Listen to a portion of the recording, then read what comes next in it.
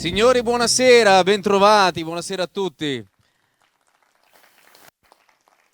Un saluto al pubblico presente qui in questa serata meravigliosa, ma salutiamo anche gli amici di Veneto Globe che ci stanno seguendo da casa. Io sono qui solo per qualche istante, giusto per introdurvi questa serata, e soprattutto Massimo Carlotto, che è l'ospite d'onore di questa sera, al quale va l'applauso indubbiamente più grande. Applauso che continuerei per un secondo anche per l'organizzazione di questo evento, e quindi dobbiamo necessariamente, doverosamente ringraziare la Proloco di San Pietro di Feletto, che è l'ideatore di Parole in un bicchiere, questa rassegna letteraria arrivata questa sera alla terza puntata, al terzo appuntamento. Con noi appunto abbiamo detto c'è Massimo Carlotto, che tra poco sarà intervistato da Sonia Ceschin. Lei è l'unica che può portare avanti queste serate in maniera magistrale, quindi grazie anche a te. Spendo solo due parole giusto per raccontarvi un po' la vita, il percorso di Massimo, che nasce a Padova nel 1956 ed è chiaramente, come sappiamo, uno scrittore, ma anche drammaturgo, giornalista, saggista, fumettista e sceneggiatore. Viene definito come uno dei migliori scrittori di horror e hard-boiled a livello internazionale. La sua carriera comincia con il suo libro autobiografico Il Fuggiasco, diventato poi un film. Il suo personaggio più noto è l'alligatore, da cui è stata tratta anche una serie TV. Nel 1988, con il libro Le Irregolari, si occupa della guerra civile in Argentina, che lo tocca anche a livello familiare. I suoi libri sono tradotti in Francia, Gran Bretagna, Germania, Spagna, Grecia, Paesi Bassi, Repubblica Ceca, Romania e Stati Uniti. Anche dal suo noir Arrivederci, Amore Ciao viene tratto uno splendido film di Michele Soavi. La sua produzione è vasta e si interseca spesso con il teatro, il cinema e la TV. Abbiamo visto anche parte di un programma televisivo su Rai 4 che si chiama Real Criminal Minds, dove tu partecipavi, poi lo racconterai meglio insieme a Sonia. Questa sera invece arriviamo proprio al clou, dopodiché io mi congedo e vi lascio tutto lo spazio utile. Questa sera presenta il suo ultimo libro dal titolo Il Francese.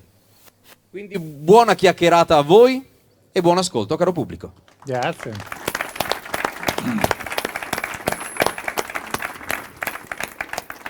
Buonasera a tutti, sono molto felice di essere qui con Massimo. Gliel'avevo già chiesto l'anno scorso, però per un problema di date non si era potuto fare e quindi quest'anno è il primo a cui l'ho chiesto e mi ha detto sì. Non è che me l'hai chiesto. Te l'ho detto, vieni. Sì, Vabbè, diverso, sì. Ero all'Ubic di Treviso. Sì. Dovevo fare un firmacopie, mi sembra. Ed è arrivata Sonia, non ce l'avevamo mai conosciuti. No, solo 2 messaggi Messenger. E mi ha detto, guarda che la prossima edizione vieni, va bene. Ho detto sì, è andata okay. così, insomma. Si chiede. C'era un problema di date, nel senso Infatti, che io il 2 non può fare non nulla. posso fare nulla, il 2 di giugno. Glielo diciamo, perché no, lasciamo il dubbio. Ma sì. Ma sì. La leggenda metropolitana che Massimo Carlotto il 2 giugno non può andare in nessun posto. No. No, è il compleanno di mia moglie. Per cui Quindi parliamo del tuo nuovo libro, Il Francese. Sì. Chi è il francese? Cominciamo subito. Cominciamo subito. Cosa dici? Cominciamo subito facendolo raccontare al francese stesso? Ma sì. Ma sì, dov'è il nostro francese? Abbiamo perso il francese. Eccolo qua. Tony Zanchetta. Sì, non prendiamolo troppo per il francese, nel senso che capirete. Buonasera, mi chiamo Tony e per tutti sono il francese. Sono un imprenditore nel settore del divertimento. Quel divertimento. Se avete bisogno di compagnia, avete voglia di spendere per qualcosa di particolare, sono la persona giusta. La mia maison conta 12 mademoiselle e ognuna, oltre a essere bella e disponibile, sarebbe ben felice di soddisfare le vostre fantasie. E preferite la moglie borghese, elegante e annoiata, trascurata dal marito? Oppure la studentessa fuori corso che ha perso tempo prezioso lavorando come modella all'estero, ma ha conservato l'atteggiamento algido e altero tipico dell'ambiente? Per la clientela un po' più âgée, posso proporre anche la classica casalinga in stile commedia sexy all'italiana degli anni 70. La copia della cantante anni 90, oppure Pierrette, la pasticcera, vi riceve mentre termina di decorare una bella torta alla panna. Ma se preferite quel qualcosa che vi gira dentro da un pezzo e finora non avete avuto nemmeno il coraggio di confessare al parroco, confidatevi con me. Io sono l'unico che vi può rendere felice. Basta pagare. E anche le mie mademoiselle sono felici. Le puttane tristi tengono lontani i clienti e i guadagni ne risentono. Per questo le tratto come principesse e pretendo solo la metà. Praticamente siamo soci. Mica come gli altri miserabili che lavorano nel settore e succhiano fino al 70-80%. Chiamarli magnaccia, papponi, lenoni, ruffiani è il minimo. Io sono diverso. Sono un Macron. Un onesto uomo d'affari, talvolta un vero e proprio benefattore. D'altronde aiuto donne in difficoltà a trovare un posto nel mondo e c'è solo l'imbarazzo della scelta. La crisi economica e il disgregamento del tessuto sociale hanno spinto tante donne a monetizzare il proprio corpo. Questo almeno è quello che si legge sui giornaloni, quelli seri. Ma fidatevi di me che sono un esperto. Io vado a pescare nel mare della fine dei sogni delle giovani generazioni, dove sono naufragate tante donne che speravano di realizzarsi e magari si sono ritrovate oppresse da matrimoni sbagliati e prive del denaro necessario per liberarsene. E poi ci sono le catastrofi umanitarie. Stanno arrivando tante donne ucraine che hanno lasciato il marito, il padre al fronte e sono sole. Posseggono solo una valigia che conserva un pezzetto della loro vita. Qui da noi il mondo del lavoro si è già mobilitato per l'accoglienza nei laboratori a 2,50 €, 3 euro l'ora. In nero, ovviamente. La solidarietà è la cosa che dura meno in questo mondo. Giusto il tempo di farsi belli alla TV e scoprire che costa un sacco di soldi. Tra un paio di settimane queste donne capiranno che il sottoscritto potrebbe essere una valida alternativa. Guerra e prostituzione vanno a braccetto da sempre. La mia abilità è avvicinarle, recitare la parte dell'uomo che finalmente le capisce e offrire una via d'uscita, dignitosa. La dignità, come la libertà, ha un prezzo, sempre e comunque, anche perché io investo energie, tempo e denaro nella creazione di una mademoiselle e dirmi addio costa 200.000 €. Lo so, ora siete sfiorati dal dubbio che sia una cifra esagerata, ma non è così. Io mi occupo anche dei dettagli, rendo loro la quotidianità semplice, le spingo a una vita autonoma, anche di relazioni, dove la professione non sia evidente agli occhi degli estranei. Infatti, la cura con cui modello le mademoiselle include la creazione di coperture e giustificazioni plausibili perché la provincia ti macchia per l'eternità.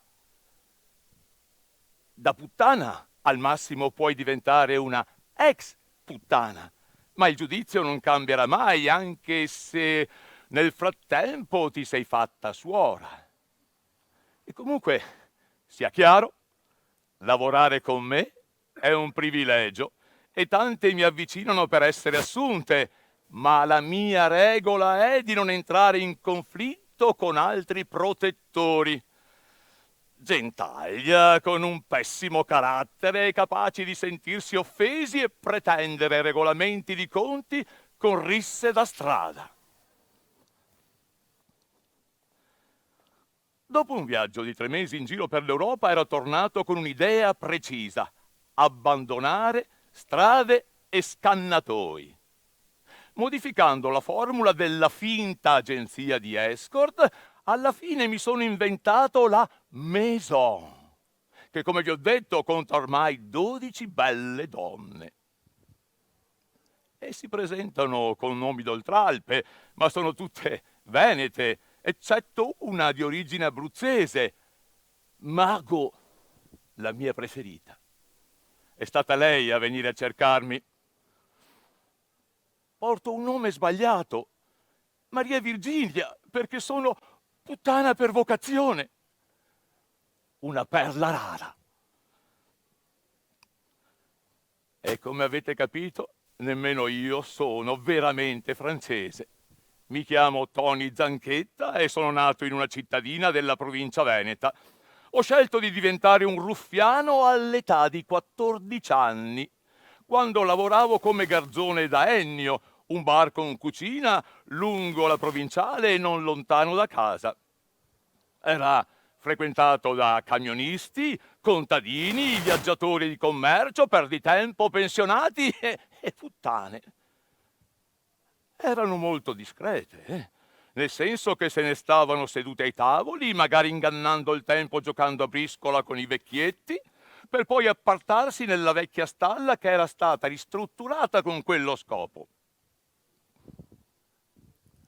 Anch'io ho conosciuto per la prima volta il sesso in quelle 2 stanzette con le pareti di legno.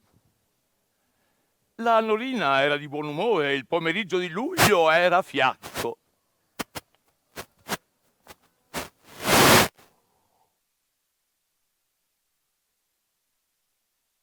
Smettila di guardarmi le gambe, vieni con me che ti faccio fare un giro. Aveva detto già le risatine dei clienti e le finte proteste del proprietario. Norina era una 50enne segaligna con le tette grandi, vedova di un operaio morto in un incidente in fonderia, una brava donna che non sopportava la solitudine e il locale era diventata la sua casa. Sognava di incontrare un uomo che la portasse via, magari a vivere in Francia. Non c'era mai stata, ma selezionava sempre canzoni francesi nel grande jukebox del locale. E quell'anno le piaceva ascoltare Gash Paty. Etienne di Gash Paty. Andare a letto con un ragazzino comunque non era solo un atto di beneficenza. Le piacevano di quell'età, soprattutto se erano vergini.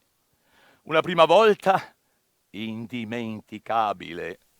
A convincermi a scegliere la prostituzione come occupazione furono le confidenze sui clienti che le professioniste si raccontavano tra di loro, a volte ridendo, a volte scuotendo la testa, e io ne ero affascinato e col tempo diventai dipendente dell'intimità, delle fantasie sessuali degli estranei e di uomini che conoscevo molto bene, come il mio professore di matematica. Ancora oggi pretendo di sapere tutto sui clienti delle mie mademoiselle e le spingo ad entrare in confidenza con quelli più assidui. Ormai non mi basta più conoscere i loro gusti, le loro stranezze per esclamare «Ammazza, che fantasia contorta il nostro famoso chirurgo che salva la vita tutti i giorni». No, ora mi interessa entrare nelle loro vite, sapere della famiglia, del lavoro, dei colleghi, osservare il mondo dal buco della serratura. E con le puttane tutti si confidano. Sembra strano, ma è così. In fondo è una sconosciuta, ma dato che la paghi, deve ascoltare i tuoi sfoghi, i tuoi pensieri più intimi, come se fosse un prete, oppure le tue balle. Ci sono clienti che si inventano una vita immaginaria e la rifilano alla puttana perché, dato che la paghi, ci deve credere per forza. La mia famiglia era una come tante in Veneto: padre operaio e contadino a fine turno, madre che si occupava del marito, dei figli, dei conigli e dei polli, 2 femmine e 2 maschi. Ero l'unico che aveva abbandonato la scuola subito dopo la terza media. Cattolici praticanti consideravano la prostituzione, di cui si parlava raramente, come una presenza normale nella vita dei maschi, e la chiusura dei bordelli un errore che aveva portato nelle strade uno spettacolo indecoroso. 7 mesi dopo il mio arrivo a Milano mi arrestarono per la prima volta. Una sciocchezza. La Matilde mi aveva spedito a riempire di mazzate un cliente un po' troppo esuberante e la moglie che stava alla finestra aveva chiamato la polizia. Qualche giorno di carcere e un processo da celebrare che avrebbe comportato al massimo un paio di mesi di pena, perché il malmenato non voleva che saltasse fuori la verità e si era trasformato nel mio difensore. Ma la notizia apparve sul Gazzettino e il giornalista pensò bene di evidenziare il sospetto della polizia che fossi implicato in giri di prostituzione, e per la mia famiglia fu come se fossi morto. Ricevetti una lettera molto dura e a tratti inutilmente impietosa di mio padre, che mi intimava di dimenticarli. Ricordo che piansi di dolore. Anni dopo, quando sono tornato in Veneto, mi è capitato di incontrare Wanda, la mia sorellina minore, accompagnata da un adolescente che doveva essere mio nipote. Ci siamo riconosciuti, ma lei ha subito abbassato lo sguardo. E così, dopo tanti anni in cui avevo solo rivolto pensieri fugaci ma pieni di rimpianto alla famiglia, mi sono incuriosito e ho scoperto che papà era morto, mamma viveva ancora nella vecchia casa, mio fratello e le sorelle si erano sposati e per alcuni giorni mi sono appostato davanti alle loro abitazioni per rivederli dopo tanto tempo e conoscere i loro figli. Mi sarebbe piaciuto rimanere all'interno della famiglia. Capisco però la necessità della presa di distanza e della condanna morale. Gli altri parenti, i conoscenti, i vicini di casa non avrebbero capito e comunque mai nessuno dei Zanchetta aveva avuto problemi con la legge. Ci sono alcuni giorni dell'anno in cui pesa l'assenza di una famiglia. Natale, per esempio. Conosco tantissime persone, ma nessuna verrebbe sfiorata dall'idea di invitarmi. Portare a casa il peccato in un giorno in cui tutti sono buoni. E così, la notte vado al casinò, è l'unica sera dell'anno in cui gioco. Di solito perdo, ma almeno a nessuno viene in mente di fare gli auguri. Torno a casa all'alba e mi ficco al letto e non mi alzo fino al giorno seguente. Festeggiare il Capodanno è un altro momento non particolarmente allegro e risolvo la faccenda cercando la compagnia di una sconosciuta nella mia stessa situazione. Vado nei locali frequentati da MILF, ne scelgo una carina e le propongo di divertirci assieme in un locale di lusso che ho prenotato con largo anticipo e come del resto la camera d'albergo. Non mi interessa sapere nulla di lei, nemmeno il nome, metto subito in chiaro che non voglio sorbirmi storie tristi di separazioni, divorzi, mariti stronzi, figli difficili. Ma la festività più dura da sopportare è la Pasqua. Da qualche anno mi imbarco su una nave per una mini crociera. Lì almeno è obbligatorio divertirsi, mentre il resto del mondo soffre, prega, si pente e poi festeggia la risurrezione. E non saprei spiegarvelo, ma è una situazione che mi mette a disagio, nonostante io sia credente, non praticante. Le poche volte che la domenica sono andato alla messa in cattedrale ho incontrato alcuni clienti e si è creato un certo imbarazzo.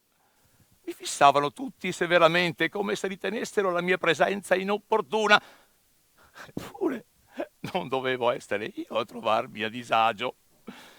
Mi sa che questa storia che siamo tutti figli di Dio non vale per i Macron e nemmeno per le puttane.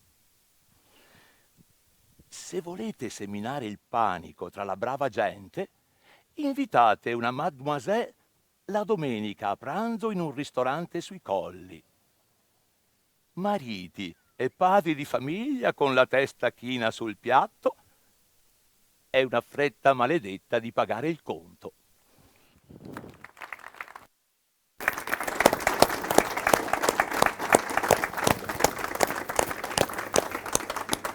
Stai guardando me? No, sto guardando loro. Ah, Sì. No, questa. Se siete pronti, se no facciamo più tardi. diciamo due cose in caso. Sì, sì. Tanto noi parliamo di. Poi mi fai un cenno quando sei. Possiamo suonare qualcosa col quartetto? O Sì, le cose. volete un intermezzo? Sì, quello di prima, quello del noir francese, Ah, ok. di Frantic. Tanto io e te chiacchieriamo. Sì, chiacchieriamo.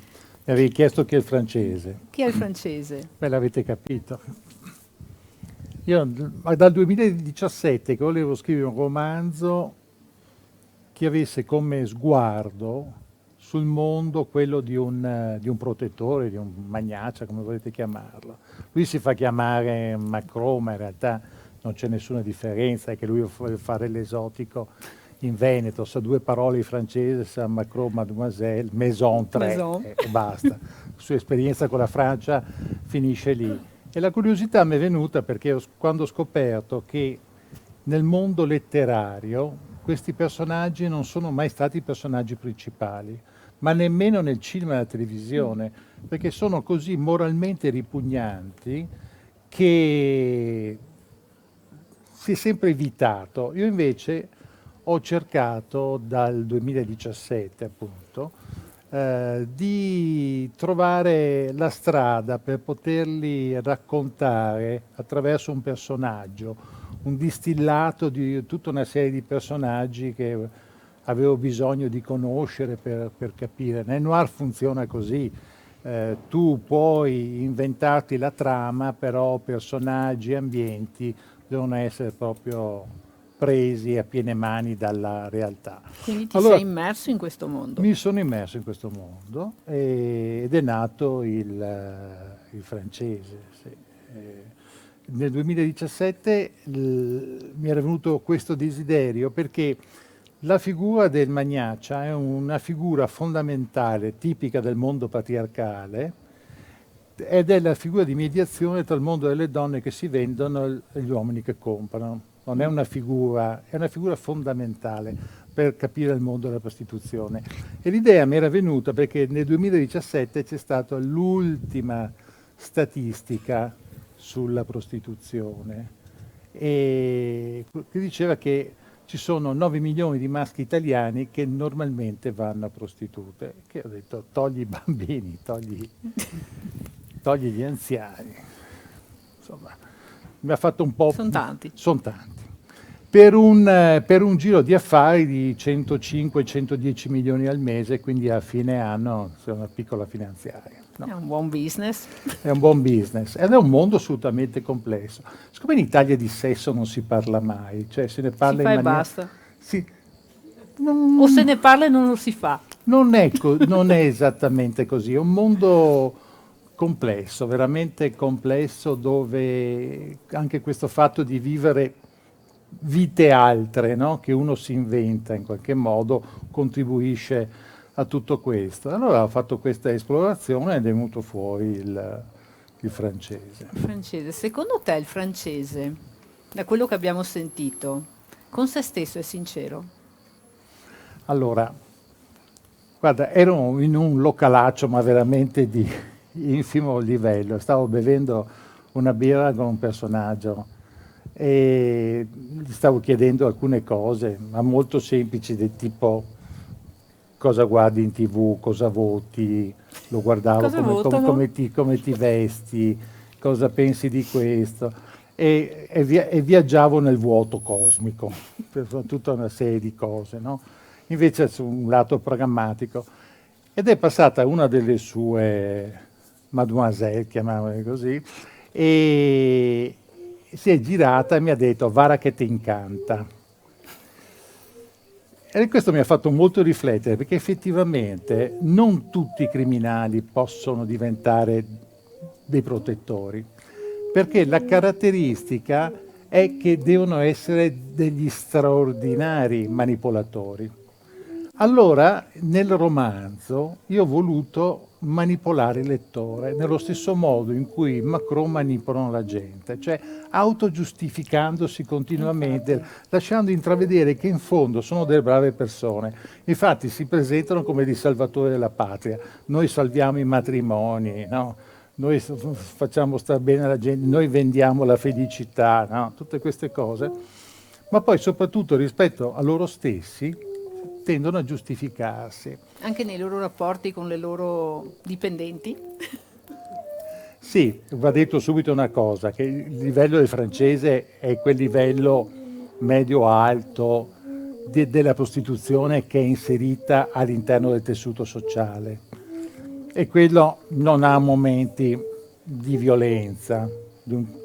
Invece è molto diverso ai livelli inferiori, dove c'è la tratta e schiavitù, di cui questo paese... Allora, una cosa che ho scoperto scrivendo questo romanzo, che sono più di 20 anni che sui nostri giornali, cioè quelli seri, La Repubblica, non esce un articolo di analisi sulla prostituzione. Cioè la prostituzione dal punto di vista sociale è una cosa ormai accettata, c'è e buonanotte. Sì. Fa parte del contesto. Fa parte del contesto, e questo mi ha davvero impressionato, perché non solo per i 9 milioni di italiani, ma anche per tutto il giro che c'è intorno, ed è veramente un mondo complesso che è parallelo al nostro. Poi è bello in queste situazioni perché dice ci sono 9 milioni di maschi, voi no. No. Voi no. Perché è esattamente questo, no? Ed è assolutamente trasversale. È trasversale da un punto di vista sociale, da un punto di vista culturale, no? Però è anche vero comunque che non è solo una questione fisica, perché qualche volta capita che intervistino magari qualche prostituta in qualche trasmissione e raccontano che per esempio c'è quello che va lì per parlare solo e basta, che c'è quello che, cioè, che si occupano di casi umani anche, diciamo. Sì, c'è di tutto, c'è di tutto. Allora, il mondo della prostituzione è non so, a me dà l'idea veramente di una grande stanza buia dove entri e basta che paghi e l'offerta è pazzesca. C'è di tutto e di più. C'è di tutto. Noi abbiamo ancora l'idea, siamo veramente arretrati da questo punto di vista perché non ne parliamo mai, ma siamo veramente arretrati all'idea del tizio che passa in macchina o in camion, no? Tira su la battona, e che quello non esiste. Esiste sì, ma è proprio quella di strada, A cioè me è della capitato, tratta. ed è una cosa che veramente, lo raccontavo anche a lui l'altro giorno, una cosa che mi ha stupito. Noi siamo andati a Gardaland di sabato, a pranzo, la strada per arrivare a Gardaland, ed erano lì che battevano. Cioè, passano le famiglie, chi ti prende su di sabato? Famiglia, hai detto una cosa Davanti a importante. Gardaland. Sai qual è il momento della giornata dove in Veneto c'è il maggior Pausa numero pranzo. di rapporti? La pausa Da pranzo. Ma il sabato Pausa con la pranzo. famiglia? È stato inventato a Vicenza una decina d'anni fa, che è stata organizzata la pausa pranzo, vado a mangiare il panino con il collega, no? E è stato inventato questa rete, che è una rete molto organizzata, ma non sono prostitute professioniste, sono tutte donne che hanno un altro anche tipo di occupazione. In pausa pranzo anche loro? In pausa pranzo anche loro. Ed è stata questa maîtresse che è stata geniale, ed è diventato un modello a livello nazionale. Questo. Parte sempre dal Veneto, noi siamo imprenditori dentro su Ma tutto. stai scherzando? Queste sono, È è il una delle mestiere più ante... vecchio del mondo, Venezia vabbè. era famosa per questo. Lo so, però sì, e quindi è veramente variegato. Poi la prostituzione oggi cerca di coprire anche forme di disagio sociale. Per esempio ci sono molti uomini soli, uomini separati, e c'è la formula della fidanzata, cioè tu ti fidanzi, io vorrei fidanzarmi, vai dal Macron, dice vorrei fidanzarmi con lei, vabbè, 3 mesi, no? Paghi, no, perché la formula è basta che te paghi, però telefonatina la sera prima di andare a letto, la gita d'asolo, no? La domenica, il compleanno festeggiato, andare insieme a teatro. Tu paghi, c'hai questa per 3 mesi. Una badante godereccia. Una badante, vabbè, ma ti pare poco. Cioè, non voglio dire, nel senso che concettualmente queste cose che sentivamo prima nella lettura del fatto della mademoiselle, eccetera, fa parte della modernità. C'è una modernità così forte che siamo costretti anche a non parlarne. Per cui io quando ho scoperto questa possibilità di immergermi in questo mondo e poterlo raccontare, ne ho approfittato. Tu però in questo libro racconti anche un qualcos'altro, cioè lui praticamente è, tra virgolette, un criminale, insomma, una persona che vive al di fuori della legge perché fa un lavoro che non è in teoria legale. Lui è un criminale. È un criminale. Però è simpatico, tu dici che è antipatico, invece non è vero, no? No, non so. Però hai ragione, manipola, è bravo, ci sa manipola, fare. vedi? Ci sa fare. E lui praticamente si trova in una situazione, cioè lui è uno che fa malanni e si trova accusato di un malanno che non ha fatto. Vabbè. E allora c'è la legge del tanto comunque ne hai fatti, quindi va bene così. Oppure no? Sì, allora io ho costruito questo personaggio perché piacesse, no? Sì, infatti. E invece l'unica persona che dice la verità e gli sbatte in faccia la verità è questa commissaria Dizzone, che soprattutto alle lettrici è molto antipatica. È antipatica perché per tutto il romanzo questa insulta, no? E soprattutto lo vuole sbattere in galera, anche se innocente. Perché comunque qualcosa ha fatto. Esattamente. Che questo ormai noi vivevamo, vabbè, in uno stato di diritto. E cos'è successo? Che a un certo punto gli italiani nel loro complesso hanno accettato questo modo di fare, no? Che è legittimo, voglio dire, da un punto di vista sociale, ognuno sceglie determinate cose, cioè il fatto che se le forze dell'ordine e la magistratura individuano un personaggio, un soggetto che vive di crimine ed è irrecuperabile alla società, nel senso che proprio si occupa di crimine a tempo pieno, è un professionista ed è un pericolo per la società, alla prima occasione, che sia innocente sia colpevole, alla prima occasione si prende e si sbatte in galera, perché l'importante per la società è toglierlo dalla strada. Ha fatto no? così anche con Al Capone? Ha fatto così anche con Al Capone. Vabbè, ma Al Capone comunque le imposte non le pagava. Infatti, però ha messo in galera per quello. E quindi hanno fatto così. E però, vedi, come concetto funziona. Lei è una poliziotta che fa così, ma è la normalità ormai in questo. Lei probabilmente è anche una persona che lo vede per quello che lui esattamente è. Un criminale. In quel senso, perché secondo me lui anche, per quello ti ho chiesto se è sincero con se stesso, perché lui comunque un pochino forse ci crede anche che fa bene a fare quello che fa, perché se non lo facesse lui lo farebbe un altro, e comunque lui le tratta bene, mentre magari gli altri non le trattano bene, si dà giustificazioni, forse non è magari così cattivo, forse, oppure semplicemente se la racconta e ce la racconta. Sai, la cosa che più mi ha colpito è che questi personaggi sono serial killer di esistenze, nel senso che i corpi che si prostituiscono sono corpi che hanno un uso sociale, no? Però a un certo punto la professione finisce. Queste persone che fine fanno? No? Complessivamente che fine fanno? Come rientrano all'interno della società? Cioè, sono storie veramente di distruzione esistenziale. Sì, perché o E questo- rimangono nell'ambiente facendo lo scalino da maîtresse. Ci No. sarebbero cioè, decine di migliaia di maîtresse non funziona, ma comunque O diventano chi discount. sei? Chi sei? Cioè, Rimani quella.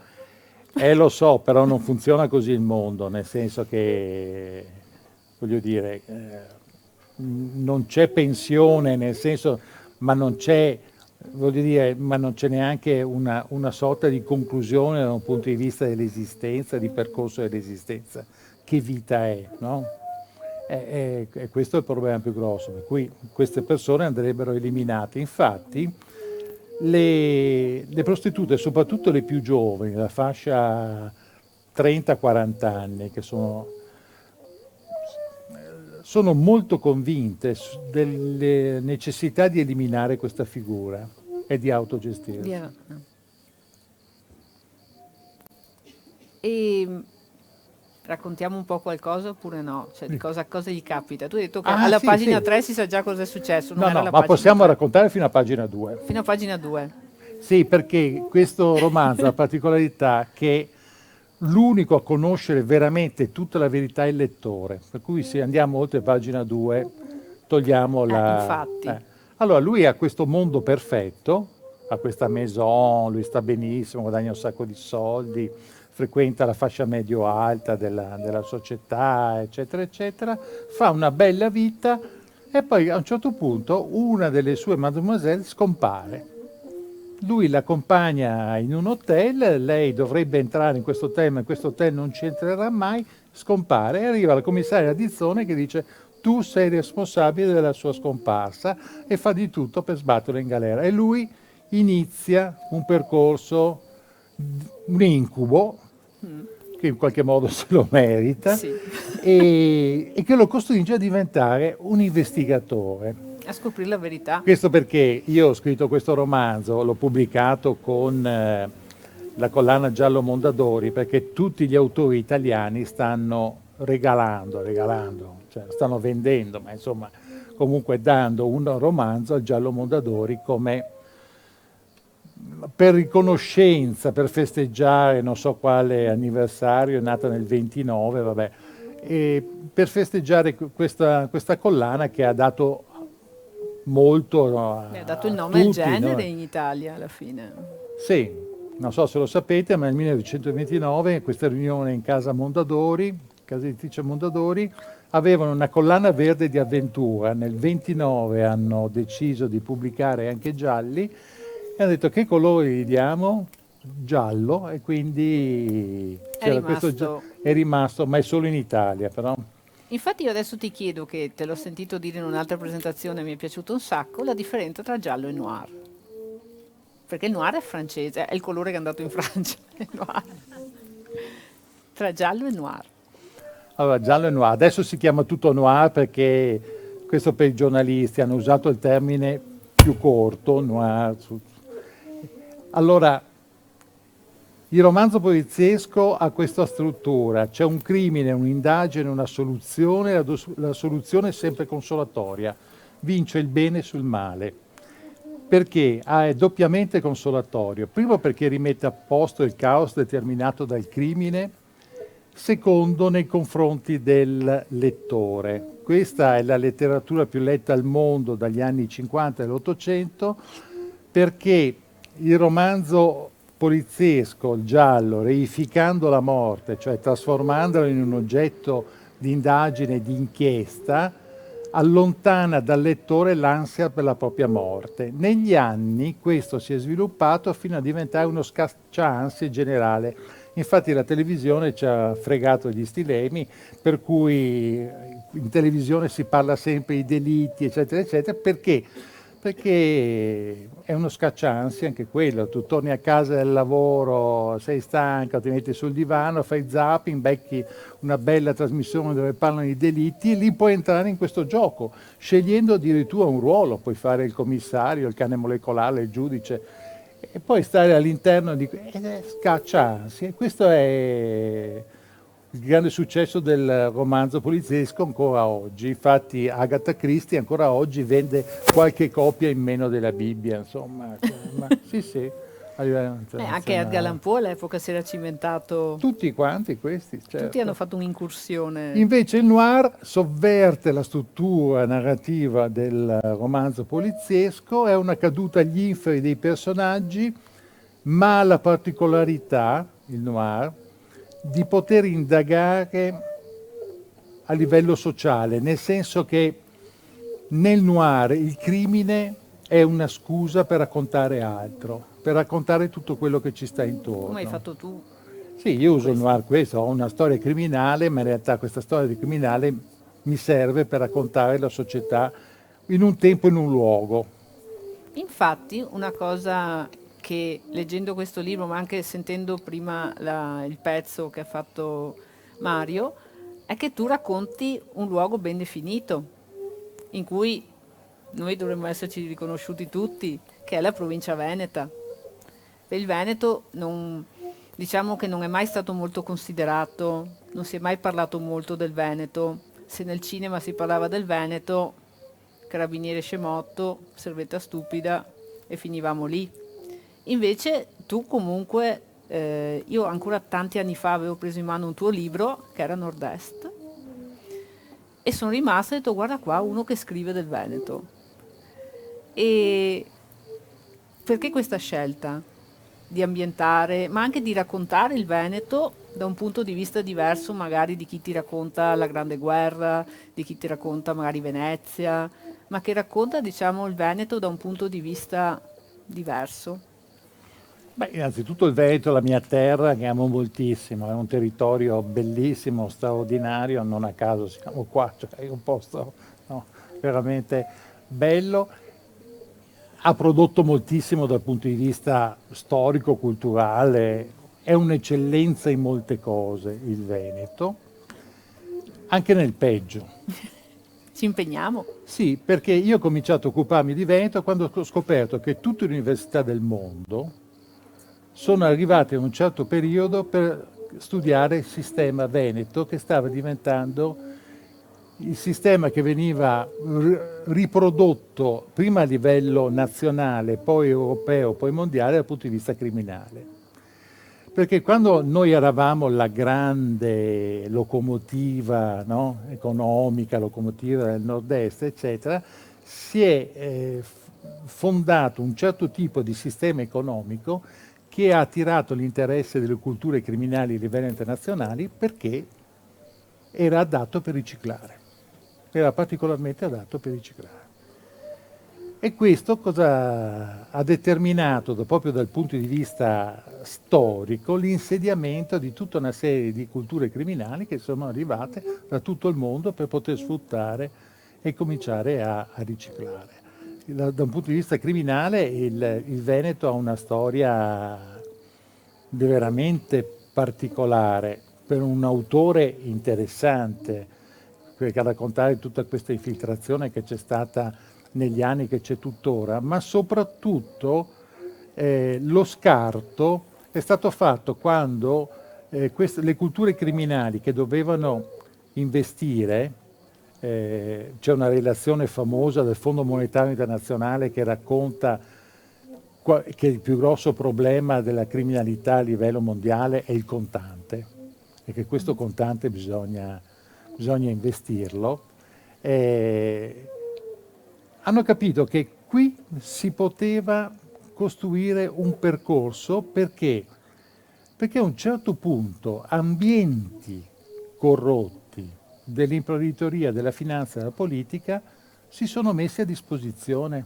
Non c'è stato, i pentiti di mafia lo racconto in maniera molto chiara, non c'è stato il percorso della mafia che arriva, si insedia e cerca di cooptare le persone, c'è stato uno scambio a metà, insomma, si sono trovati, si sono incontrati e si sono piaciuti. Ecco, questo fa del Veneto una storia, voglio dire, una storia molto interessante da raccontare, che è in continua evoluzione perché sempre il Fondo Monetario Internazionale ha fatto un'altra relazione molto importante, che però non riguarda solo il nord-est ma anche il nord-ovest, cioè il nord Italia, e dice come noi abbiamo vissuto meglio la crisi per l'iniezione che c'è stata in quel periodo di capitali sporchi Che ci ha fatto che sono rialzare per stati, primi. ripuliti in zone che ci hanno sostenuto economicamente. Infatti, sono io che faccio così? No. Infatti è cambiata da un punto di vista antropologico la percezione del reato mafioso, in generale, nel senso che la mafia è diventata più buona.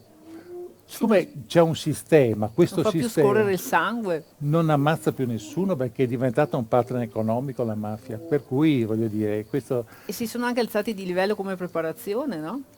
sì, perché parallelamente c'è stata una cosa di cui si è C'è parlato più Totò veramente Riina poco. con 10 parole in croce No, e c'è 500 kg di tritolo. c'è stato l'assalto al io. sapere, Che c'è faccio stato rumore. l'assalto al sapere, cioè per la prima volta nella storia la criminalità come obiettivo ha puntato al sapere, cioè al sapere universitario, hanno mandato i figli all'università, perché per fare affari in un mondo globalizzato non puoi più essere un ignorante, devi sapere le cose, ma devi essere inserito nelle pieghe del processo produttivo del paese se devi essere in grado. Quindi devi essere imprenditore, devi essere un professionista, cioè uno degli ultimi capi più grossi che hanno capi mafia che hanno beccato a Palermo era un architetto con tanto di studio. Normalmente faceva l'architetto, cioè uno voglio dire, che dovrebbe avere una vita dedicata alla bellezza, no? Quantomeno, no? Sì. Era un capomafia. Questo cambia. Io ho scritto un romanzo su questo, Respiro corto, perché una volta ero andato a fare una conferenza all'Università di Leeds e lì c'era una situazione incredibile, cinesi, giovani russi, giovani italiani che studiavano, facevano tutti questi master sul mercato immobiliare. Ed erano tutti figli di... La tua produzione comunque è, cioè, perché anche prima è stato descritto, perché quando ho cercato notizie su di te, come maestro del noir e ci sta tutto. Io ho letto un po' di libri tuoi e non sei solo questo. Tu praticamente spazi molto, per esempio io ho letto il libro, quello La vita non mi deve niente. Il mondo non mi deve nulla. Il mondo non mi deve nulla. E mi è piaciuto un sacco perché intanto sembrava una pièce teatrale ed era una storia anche un po' surreale, perché questi due personaggi così diversi che si incontrano, quello che succede fra loro e poi anche come finisce. Mi ha ricordato un po' dei racconti di Scerbarnenko che avevo letto anni fa, che avevo trovato in una raccolta, perché anche Scerbarnenko è noto per un certo tipo di scrittura, ma ha scritto anche cose totalmente diverse. E poi mi è capitato questo libro qua, Le Irregolari, e mi ha aperto un mondo, che era un mondo che comunque già avevo conosciuto vedendo un film che era Garage Olimpo, e da lì, cioè non incuriosita, però mi aveva toccato. Gli verranno due labbra. Sì, infatti. Basta. Bravo comunque, però poverino. Perché a quel volume cioè... Sei stato molto bravo. Infatti. Infatti. Poi te lo facciamo fare bene, a pieni polmoni.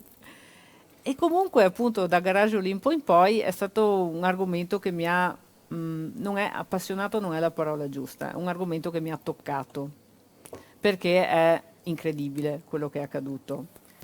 Tu sei capitato per caso in Argentina, perché comunque la tua famiglia era emigrata, qui poi sei in un paese dove l'emigrazione è a manetta. Anche lunedì prossimo parleremo con un altro autore delle migrazioni in Brasile, per esempio, che è qui, poi lo salutiamo.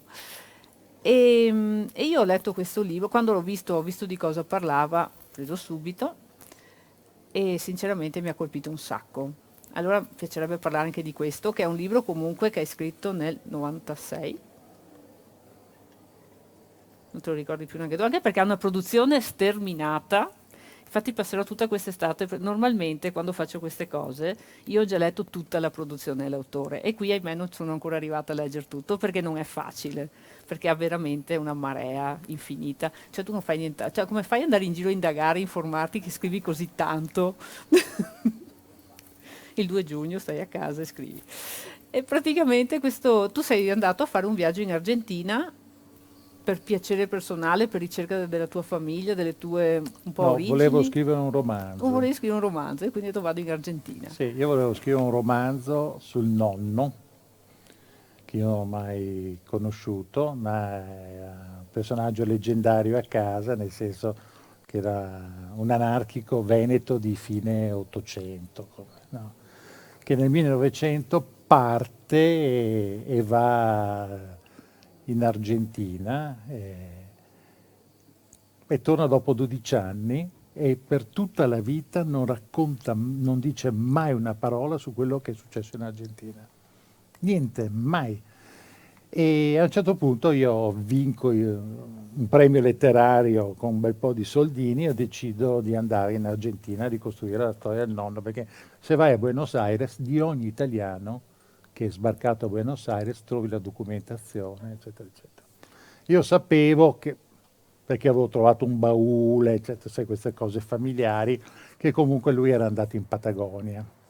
Allora l'idea di fare Buenos Aires-Patagonia è un viaggio di quelli straordinari che uno sogna tutta la vita e invece non sono mai arrivato in Patagonia, che mi sono fermato a Buenos Aires e arrivo a Buenos Aires con questa idea di mi fermo in un hotel di Avenida Corrientes. Avenida Corrientes è una delle grandi avenide che taglia Buenos Aires proprio da nord a sud.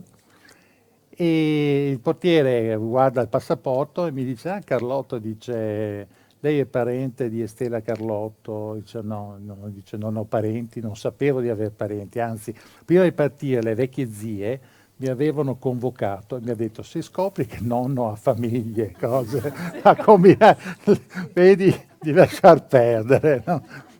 Che non vogliamo sapere certe cose. Io dico, vabbè, avevo giurato.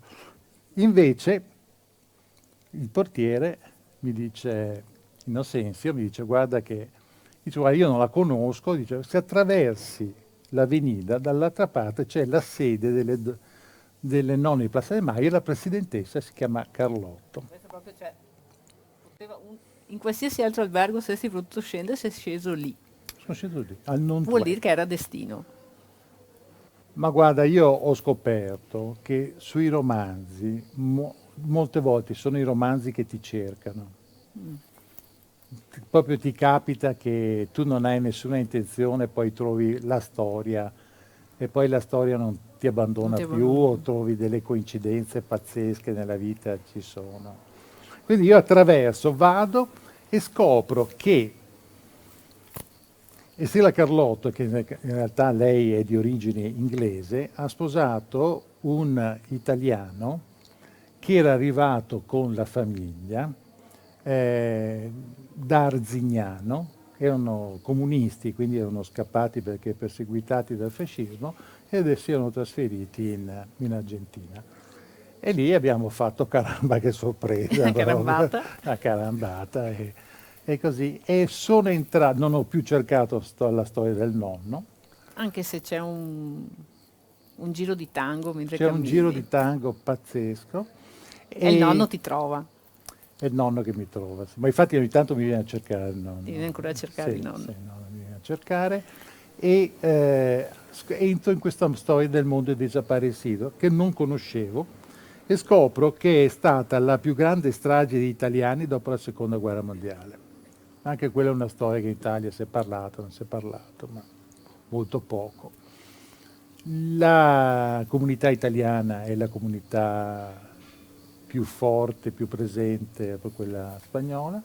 La comunità veneta è pazzesca perché ha conservato tutte le forme dialettali delle varie province che noi abbiamo completamente dimenticato.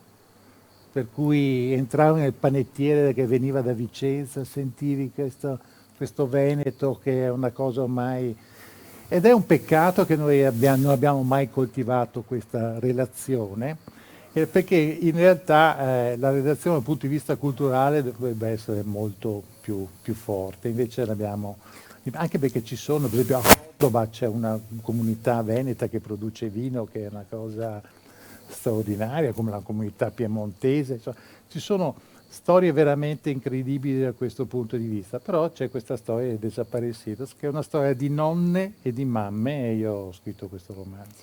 A me è piaciuto molto come l'hai scritto, perché ha questo stile che non vuole essere lamentoso, che far piangere per forza. C'è una grande dignità in quello che viene raccontato. Tu comunque il pianto te lo fai, perché vai a toccare delle corde solo praticamente dicendo una frase.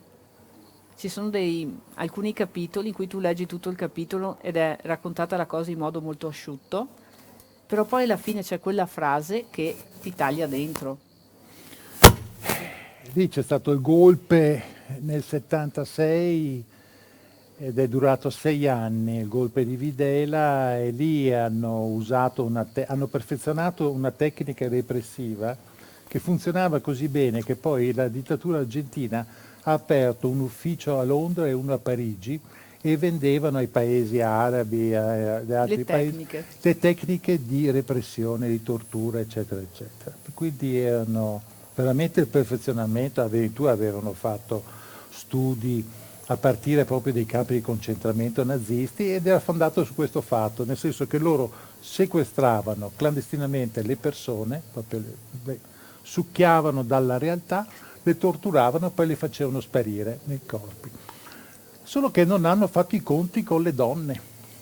Esatto. Con le mamme e con le nonne, con le mamme soprattutto, perché le mamme sapevano che i loro figli erano morti di fatto, però l'impossibilità di razionalizzare il lutto le ha trasformate in una straordinaria, da dire macchina da guerra, ma è sbagliata perché è estremamente pacifica, poi in realtà, però che ha messo in crisi la dittatura, perché la prima volta che ha messo in crisi la dittatura sono state proprio le Ma poi c'è anche il donne. fatto che non è semplicemente che questa dittatura ha portato via i loro figli, ha fatto una cosa peggiore, perché erano comunque ragazzi giovani. Nel libro lo dice anche che loro erano ragazzi molto giovani, però erano quasi tutti, avevano tra i 18, 20, 22 anni, quasi tutti sposati, quasi tutti che o erano incinti o avevano dei bambini, cioè nonostante fossero in una realtà che toglieva ogni speranza, loro vivevano, ed è questo poi che li ha tra virgolette un po' fregati, perché tu quando stai lottando contro una dittatura devi essere solo, perché se sei solo non sei vulnerabile. Invece loro no, loro vivevano, amavano, vivevano intensamente, forse perché sapevano che magari non sarebbero mai diventati vecchi. Però No, loro... avevano un progetto di E vita, quindi, c'era. infatti c'erano tantissime ragazze che quando sono state rapite erano incinta. E questi non è che le torturavano, le ammazzavano, le tenevano in vita finché partorivano e poi portavano via i figli per crescerli loro. Cioè questa è una cosa aberrante. Che è quello che è successo a Laura Carlotto, insomma, questa mia Ed è lontana questo cugina. anche che ha fatto scattare queste mamme, nonne. Sì. Il fatto che non posso salvare mio figlio, mia figlia comunque, anche qui, queste ragazze erano incinta, sapevano benissimo che dopo aver partorito sarebbero state uccise, eppure cercavano di portare la gravidanza a termine sempre comunque. Era, cioè, questo sentimento, questa forza delle donne, perché anche queste ragazze erano forti, di voler portare avanti la vita, è qualcosa che ti segna, cioè tu leggi questo libro e resti segnato. Perché tante volte noi diamo per scontato tante cose, magari ce la prendiamo per cavolate e pensiamo che non molti anni fa, perché non parliamo di 100 anni fa, sono successe cose del genere e ancora oggi ci sono queste nonne. Perché in questa storia gli uomini praticamente non esistono. Esistono solo gli uomini in quanto torturatori, i militari cattivi. No, esistono anche come parenti. E anche come i compagni di queste ragazze che sono stati rapiti. Sì, ma anche la generazione dei padri è morta. Sì. Invece le O di donne, tumore o di infarto, c'è stata una moria proprio i primi anni. Sono invece rimaste le queste mani. donne con la speranza di avere giustizia, perché poi c'è anche uno scontro all'interno di queste associazioni fra le varie donne, perché c'è chi vuole giustizia, l'altro sembra che sia vendetta, ma in realtà è una forma di giustizia anche l'altra, e soprattutto vogliono riavere questi ragazzi, vogliono ridare l'identità a questi ragazzi e anche un modo di avere ancora i loro figli in vita avendone i figli. Io quando ho letto il libro ti ho chiesto un consiglio per le letture perché per il francese l'hai scelta tu e tu mi hai detto mi fido di te, fai tu. Io ne ho scelte due, che sono quelle che mi hanno colpito di più. Una poi tantissimo, infatti non dico che non piangerò anche stasera quando lo sentirò. E quindi adesso, se a voi fa piacere, ve ne farei sentire una, che è il momento in cui praticamente tu conosci una di queste ragazze che è tornata alla sua famiglia, perché c'è anche questo discorso. Questi ragazzi non sapevano di non essere figli di queste persone che li avevano adottati. Quindi nel momento in cui salta fuori che loro non sono figli di queste persone che comunque li hanno cresciuti e amati, perché per loro sono genitori. Infatti poi ha scritto anche un altro libro che tratta proprio questo problema. E loro si ritrovano ad essere adolescenti e a scoprire da un giorno all'altro che chi li ha cresciuti e amati è la persona che ha ucciso, perché spesso erano proprio i militari che uccidevano i genitori a portarsi a casa i bambini. E devono comunque accettare questa cosa, conoscere queste nonne, queste zie, queste famiglie e cambiare radicalmente la loro vita.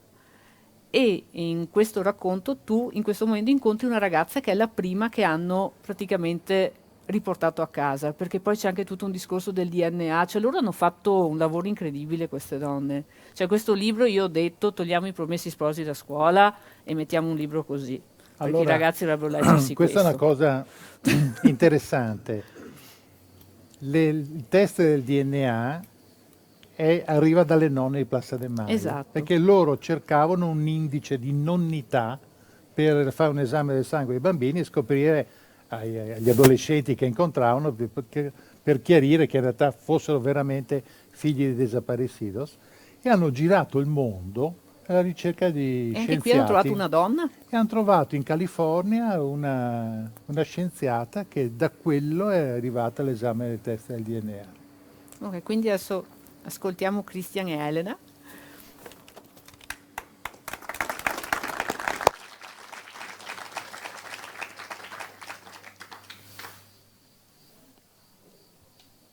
Il volto di Abel si illuminò di dolcezza quando fece il suo ingresso nella stanza una ragazza dai capelli castani e con un'espressione sbarazzina. «Ti presento Elena», mi disse. «È la prima bambina nata in un campo clandestino che ha potuto essere restituita alla sua famiglia grazie all'intervento delle nonne». Mi strinse distrattamente la mano e intavolò con Madariaga una conversazione allegra e veloce. Non riuscivo a smettere di fissarla. Era il primo segno di vita dopo tutti quei racconti di morte. Se ne andò ridacchiando e Abel mi raccontò che suo padre, Miguel Ángel Gallinari, era stato sequestrato il 23 giugno del 1976. Il 16 settembre la stessa sorte era toccata alla sua compagna, Maria Leonor Abinet, incinta di 7 mesi, insieme alla madre Leonora Alonso. Furono torturate insieme per 3 giorni. Poi i soldati decisero di liberare la madre. La gettarono in strada, scalza, e con addosso la camicia da notte che indossava quando era stata sequestrata. Da allora non smise mai di cercare e riuscì a ottenere la restituzione di Elena nel 1987. Il resto fatelo raccontare da lei, se ne ha voglia. Io devo tornare a lavorare. Troncò gentile, ma fermo. Uscii dalla stanza a cercare la ragazza. La trovai in cucina, intenta a prepararsi un tè. Le sorrisi. Vivi con la nonna? No, con lo zio Guillermo e sua moglie Ana. La tranquillità del suo volto mi diede il coraggio di chiederle: come hanno fatto a trovarti? Si strinse nelle spalle, indecisa sul numero di cucchiaini di zucchero da aggiungere alla bevanda. Con il test genetico. Rispose un po' secca, poi sorrise e continuò in tono più dolce. La nonna non credeva che fossi viva, ma poi ha cominciato a sognare ogni notte la mamma e il papà che a gesti le chiedevano di alzarsi dal letto. E alla fine si è convinta. Donna coraggiosa tua nonna, commentai sedendomi vicino a lei. Sì, Confermò con orgoglio. Nel 1981 una donna avvicinò con cautela le nonne, informandole che un poliziotto, tale Madrid, teneva in casa una bambina, figlia di desaparecidos. Le nonne iniziarono a indagare e scoprirono che i Madrid poliziotti erano 3, il padre e 2 figli. Fin dall'inizio avevano partecipato attivamente ai sequestri, al punto di poter avviare una florida attività commerciale. A La Plata avevano aperto un negozio di mobili provenienti dalle case dei sequestrati. Qualche mese dopo le nonne localizzarono un'altra donna che poteva dare loro informazioni sui poliziotti e sulla bambina. In una serie di incontri clandestini vennero a sapere che veniva chiamata Viviana Nanci e viveva a Citibel, nella casa di uno dei figli, Domingo Luis Madrid. Dovettero attendere la fine della dittatura e poi ancora 3 anni per riuscire a ottenere dalla magistratura federale l'autorizzazione per sottoporre la bambina al test genetico. Il tutto tra minacce e tentativi di depistaggio da parte dei Madrid e dei loro complici.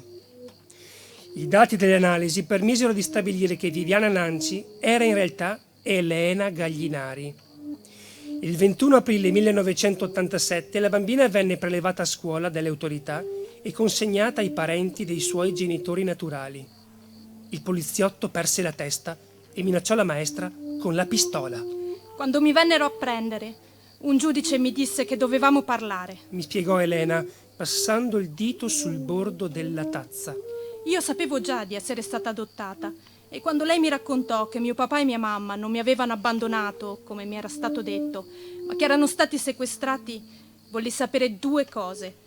Se quelli che io avevo chiamato mamma e papà fino a quel momento ne erano a conoscenza e che cosa era successo veramente ai miei veri genitori. E adesso lo sai? Domandai con un sussurro.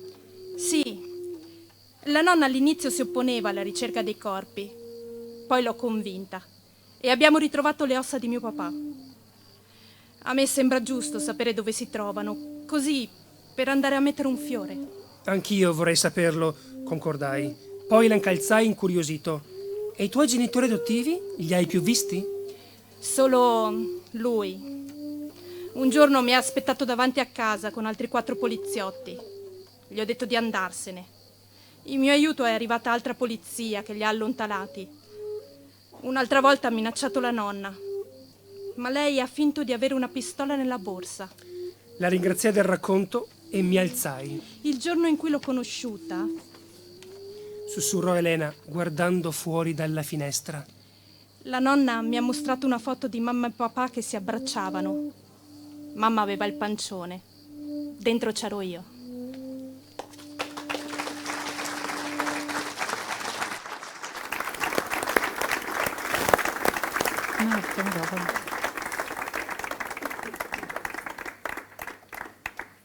Tanta roba.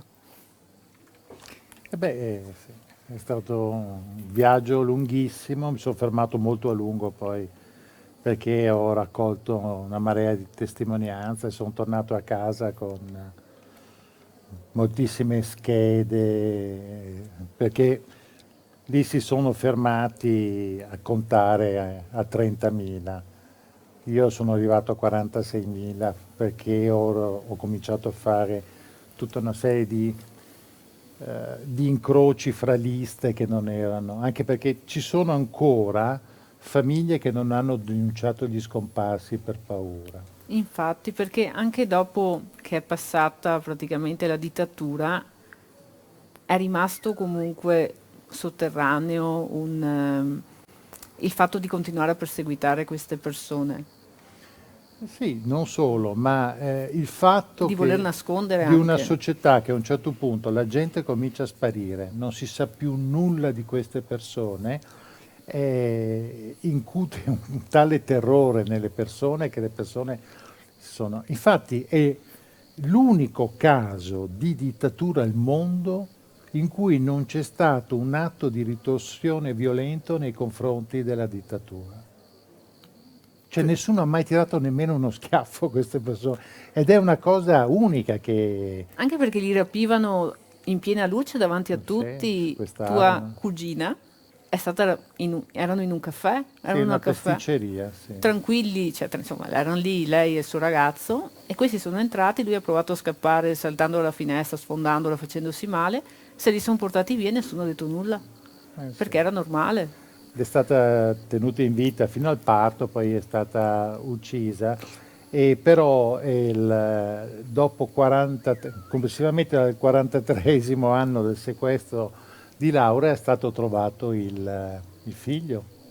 Ah, sì, perché qui non... Qui ancora non c'era, e è una storia perché molto... quando finisce Stella lo sta ancora cercando. Esattamente, ma poi lo trova grazie a questa banca genetica che è finanziata dalle Nazioni Unite, dove tutti i parenti di desaparecidos hanno lasciato i propri dati genetici, per cui mano a mano, non solo, ma la società argentina nel suo complesso, cioè gli attori, i grandi calciatori, fanno sempre la pubblicità dicendo: se avete qualche dubbio sulla vostra identità, presentatevi dalle nonne provvedono per le sedi delle nonne, che sono in tutta l'Argentina, provvedono a fare l'esame. E quindi Lui sapeva di essere stato adottato e a un certo punto ha fatto questo esame e si è scoperto che era il figlio di Laura. Non solo, ma si è scoperto anche chi era il padre.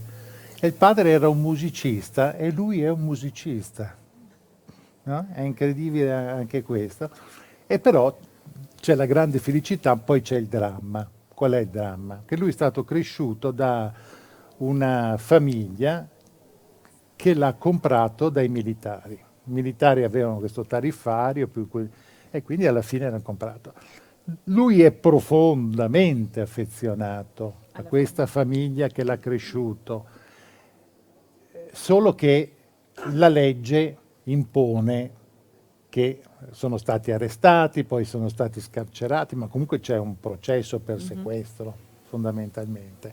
E lui è lacerato da questo anche perché Estela, che è la nonna, dice invece non vuole avere nessun rapporto con questi, dice che sono rapitori. Quindi intorno a questi ritrovamenti c'è sempre una dimensione di dramma umano che è di altissimo livello. A me è capitato anche di intervistare due ragazzi che invece hanno rifiutato la famiglia biologica. L'altro libro, quello di Miguel Angel, nonostante siano perfettamente coscienti che il padre, che loro ritengono padre, sia stato non solo l'assassino ma anche il torturatore dei loro genitori biologici, loro preferiscono stare con lui. perché li ha cresciuti, però dentro sono anche un po' lacerati, cioè è veramente una situazione... Sai, è un problema perché tu ti chiami in un modo e poi dal giorno dopo una sentenza del tribunale ti dice no, guarda che tu ti chiami in un altro modo. Tutta la tua vita è stata una bugia.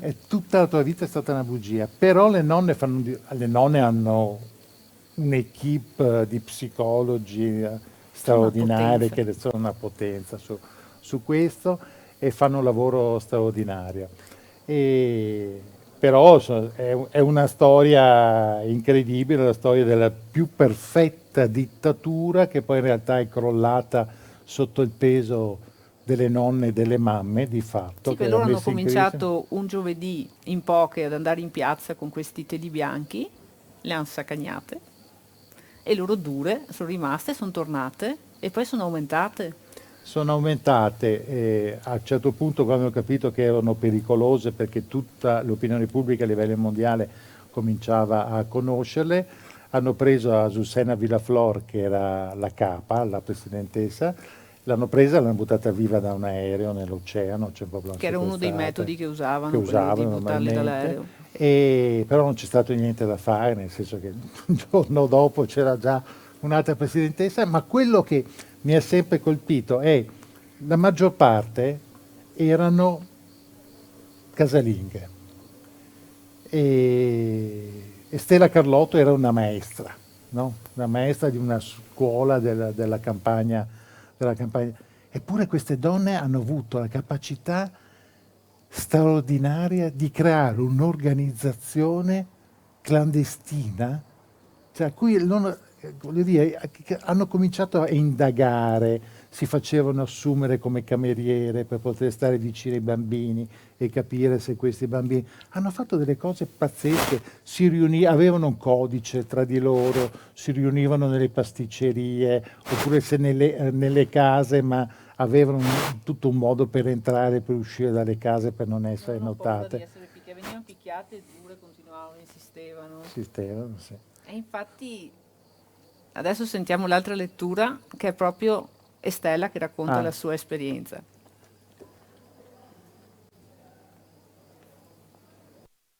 Alla fine del 1982 mia figlia e Jorge ci contattarono dandoci appuntamento in un ristorante di Buenos Aires.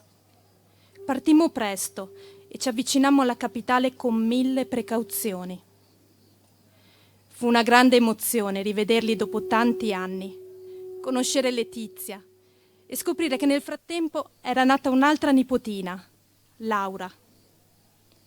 Questi nostri figli erano incredibili. Lottavano contro una feroce dittatura in un paese che era diventato un enorme cimitero, ma non smettevano di credere nel futuro, di avere progetti di vita e di mettere al mondo altri figli nella più assoluta e pericolosa clandestinità. A un certo punto Jorge attirò cautamente la nostra attenzione. «Siamo circondati», ci sussurrò. «A quel tavolo, alla nostra sinistra, e a quell'altro, alla nostra destra, sono seduti gli uomini di una patota». Rimanemmo impietriti.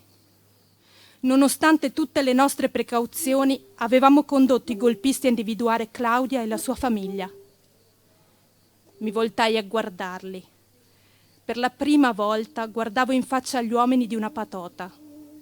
Erano lì, come bestie feroci, in attesa che ci allontanassimo per sequestrare i nostri cari, per torturarli, per ucciderli, per seppellire i loro cadaveri in tombe anonime e per vendere o regalare le nostre nipotine, decisi che tutto questo non sarebbe accaduto. Vidi un telefono pubblico.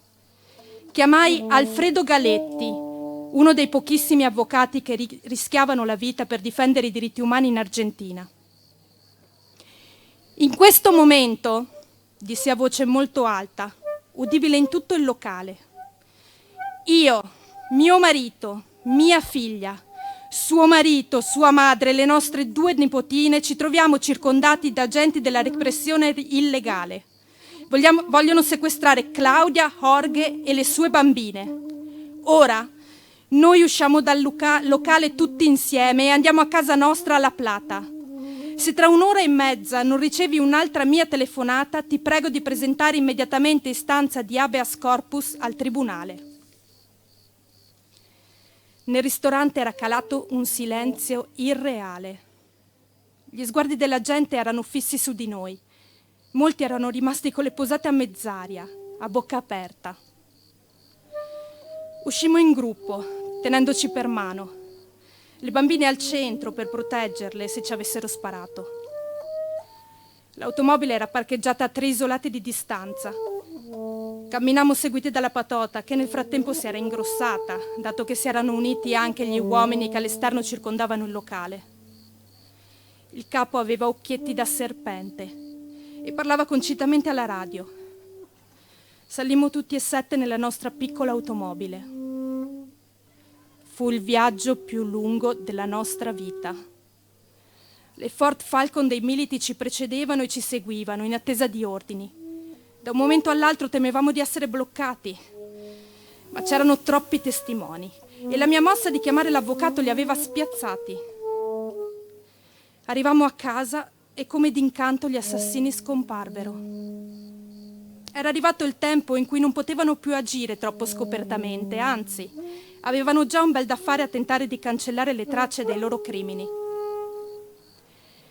L'indomani, Claudia e Jorge legalizzarono la loro posizione.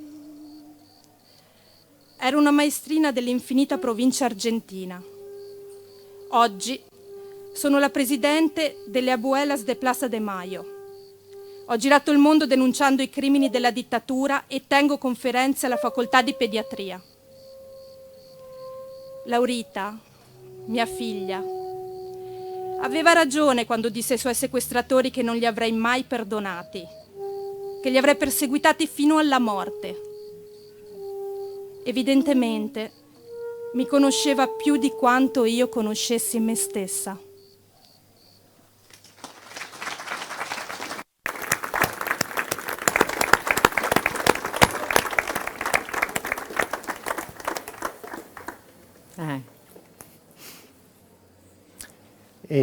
No, perché racconta la storia di un'altra figlia, di Claudia, che adesso dirige il Dipartimento Diritti Umani del governo argentino, e che per molti anni è stata clandestina insieme al marito, ma durante la clandestinità, cioè, hanno fatto due figlie.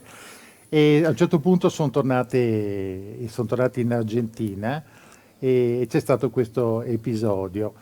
Ma madre e figlia per molti anni non si sono raccontati, e questo è accaduto in una notte. Io vivevo ancora in Sardegna, sono venuto in Italia perché avevano una serie di conferenze da fare, ed eravamo a tavola e madre e figlia hanno cominciato a raccontarsi, a riempire i buchi di quel periodo. In cui sono state lontane. E io devo dire che ne ho approfittato, poi qualcosa ho scritto. Però anche tu in questo libro, perché poi parli di tutto quello che era successo a Buenos Aires, del giro che fai con l'autobus, però poi racconti anche, perché tu comunque hai vissuto per un periodo in Sud America, e hai frequentato delle persone che comunque erano contrarie ai vari regimi che c'erano, perché in Sud America i regimi erano ovunque grazie al fatto che gli americani si mischiano un po' dappertutto dove non dovrebbero, anche adesso, però lasciamo perdere. E mentre sei lì scopri che una tua amica, che era comunque una persona che si opponeva a un determinato regime, è morta. E tu fai una cosa. Cos'è che fai? Vabbè, Era una promessa che l'avevi fatta. Era una promessa, e quindi vado in Cile, a Plaza de la Moneda, dove c'è il palazzo dove è iniziato il golpe in Cile, dove è stato ucciso Salvador Allende, e io ho un radione e dovevo mettere una canzone, e quindi sono arrivato lì e ho fatto questa cosa. Poi ero giovane, veloce. Insomma. Sì, poi è arrivato qualcuno non mi hanno preso. Ecco. E quindi noi adesso ti omaggiamo.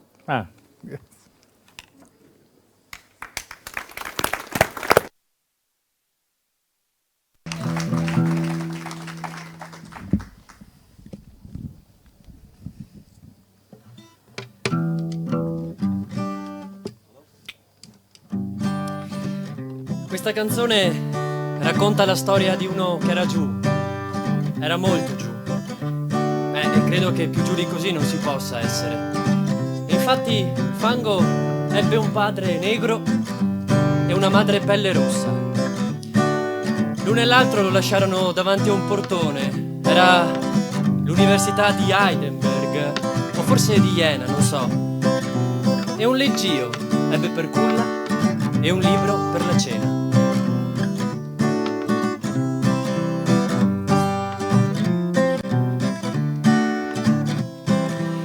Quando fu più grandicello fece un salto a Leningrado e si mise a lavorare in una fabbrica di sogni. Lui voleva fare un uovo tutto rosso e levigato. Il programma erano cubi con lo stemma dello Stato.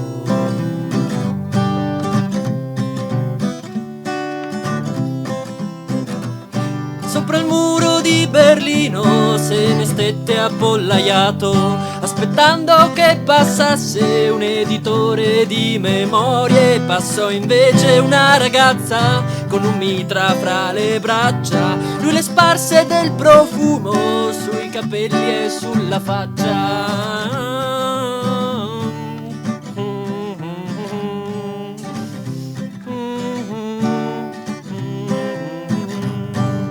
Quando arrivò in America lo beccarono all'istante, lo accusarono d'aver ucciso ben 7 presidenti. Fango conservò la calma, disse io non c'entro niente, ho ammazzato i re di Roma, sì, i re di Roma solamente.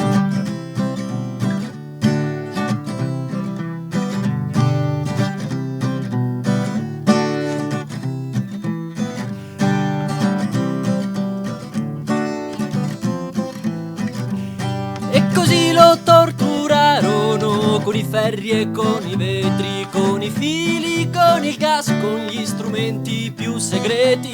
Ma lui continuò a sorridere, sparì tutto ad un tratto, perché Fango non smentisce la sua anima di spettro.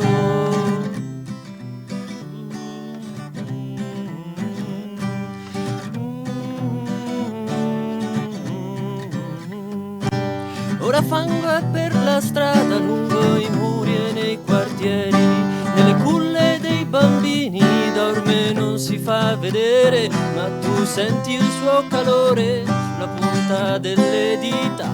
Fango nasce nel tuo corpo e trasforma la tua vita.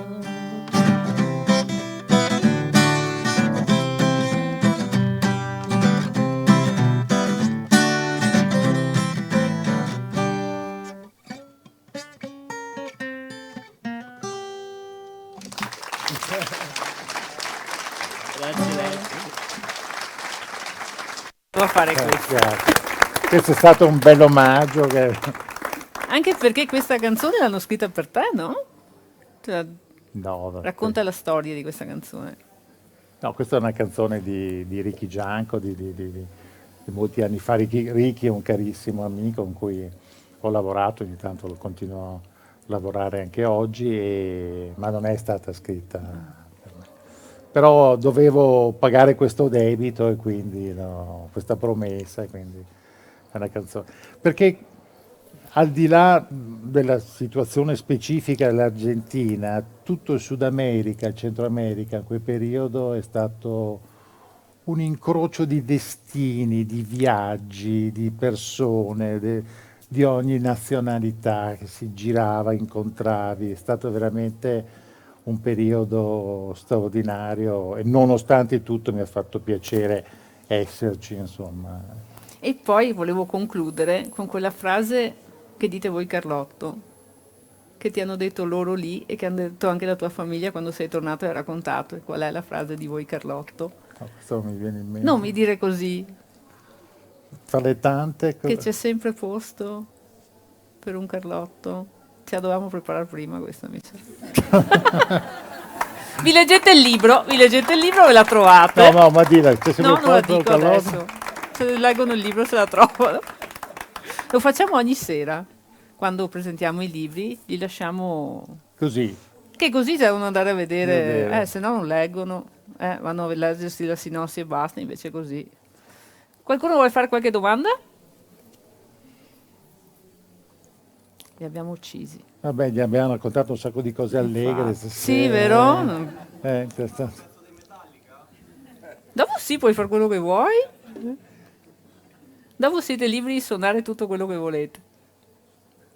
E grazie per essere stati bravi. Perché loro, cioè, li ho trovati all'ultimo. C'è stata una ragazza che me li ha trovati all'ultimo e a cui ho chiesto per favore fatemelo.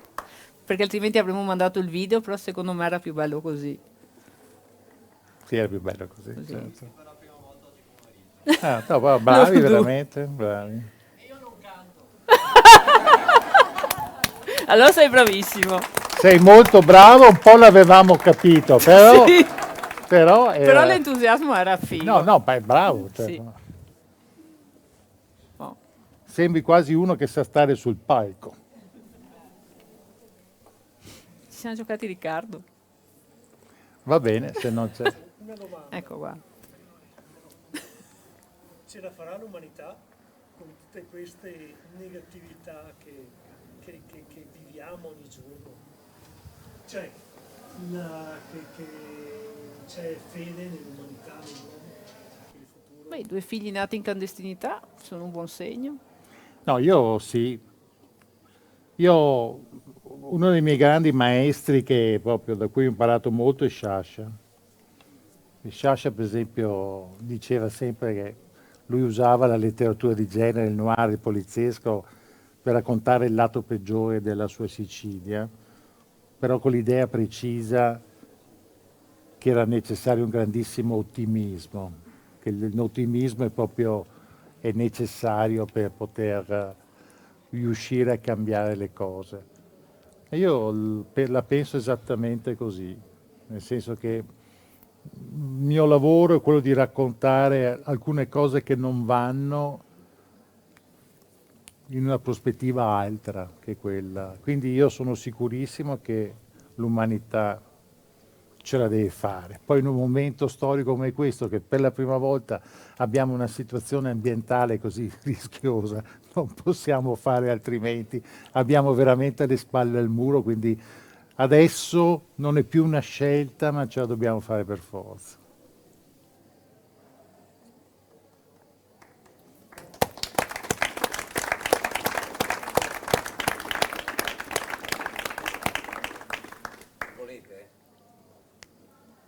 Se voglio fare ancora domande saremo ancora qua, però sono tutti No, tranquilli. no, ma infatti così. io cercavo di capire perché lasciamo spazio infatti. anche a loro, no? Sono Com'è andata fino adesso? Avete freddo? Sì, è il quello. Freddo, E se fa fame, caldo vi freddo. lamentate, se fa freddo... No, dai, si sta benissimo stasera. Se c'è spazio ancora per qualche domanda, credo che Massimo abbia disponibilità ancora qualche minuto. Sono venuto apposta. Dice, cioè, ho fatto un po' di strada. C'è una domanda lì. Ritornando al francese, come ha fatto a fare tutta questa esperienza? Bella questa.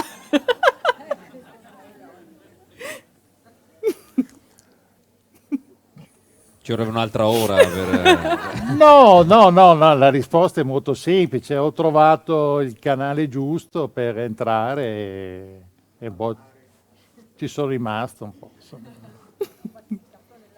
Anche perché è cambiato anche il mondo della criminalità, secondo me, rispetto a un tempo. E oggi i criminali in generale sono molto più influenzati dalla cultura che si è espressa anche in termini televisivi e cinematografici sulla criminalità, per cui sono un po' tutti toni soprano, hanno voglia di parlare. Secondo loro sanno di essere criminali oppure pensano di essere nel giusto? No, in generale pensano di essere nel giusto, e comunque oggi... No, ma veramente la criminalità oggi, nella relazione con la società, vogliono cose diverse, vogliono contare di più, esserci di più, avere un po' più di rispetto su alcuni personaggi di questo tipo sono così. Sta cambiando anche quello, noi non abbiamo una percezione precisa, ma in realtà c'è un grandissimo cambiamento anche in questa direzione, anche perché, come si diceva prima, sono molto più colti di un tempo, soprattutto le nuove generazioni, e quindi pretendono anche qualcosina di più. Insomma. Quindi non la si vede bene, perché se il sentire comune aumenta sempre di più in questo senso qua, cioè che uno è criminale ma pensa di fare bene, Buoni o cattivi è una questione di punti di vista, forse. Non solo, è cambiata la morale, la dimensione della morale è cambiata, nel senso che una volta i paletti erano più profondi, nel senso che essere o non essere da una parte o dall'altra era una questione precisa. Anche nelle comunità chi comunque si comportava in un determinato modo o veniva messo all'indice, ma comunque adesso è tutto molto più mescolato, la percezione della colpa è cambiata, è profondamente cambiata, per cui questo lo vediamo anche nel comportamento dei politici. Se un politico ha qualche avviso di garanzia sono più medaglie che cose, insomma, negative. E questo ha determinato, qui stiamo riprendendo il dibattito alla Sì, grande, tanto. Venite a Va farlo bene. male. ha determinato un nuovo fenomeno che c'è da una decina d'anni in questo paese e che meriterebbe un serio dibattito, e cioè che molte persone incensurate, che non hanno rapporti con la criminalità, che non hanno nemmeno bisogno, che non vivono forme di disagio sociale, a un certo punto della loro vita usano il crimine come scorciatoia. È iniziato con i reati di tipo finanziario, adesso si sta allargando sempre di più. È un fenomeno di cui dobbiamo tener conto, è quella che viene chiamata dai magistrati illegalità diffusa. Nel senso che sono persone che commettono reati per un po' di tempo e dopo smettono. L'abbiamo visto con lo smaltimento illegale dei rifiuti, l'abbiamo visto, questo fenomeno è molto presente nella sofisticazione alimentare, che per noi non lo percepiamo come un reato, invece è un reato molto grave, però lì c'è, e quindi sono tutti incensurati e in qualche modo si arrabattano per un certo periodo. E questo è una sorta di crollo, no, della diga morale del paese, che però questo sì, non fa ben sperare, nel senso che a un certo punto dobbiamo chiudere, e questo è stato determinato dalla diffusione della corruzione nel paese, perché la corruzione ha fatto da cinghia di trasmissione e ha fatto interiorizzare in qualche modo la società questo tipo di concetto. E quindi a un certo punto saremo costretti anche lì a fare i conti e dover chiudere in qualche modo, dover arginare. Ma questo non è un problema poliziesco o repressivo a livello di magistratura, è un problema sociale. A un certo punto dovremo decidere che cosa fare di questo tipo di devianza. Altre buone notizie? No?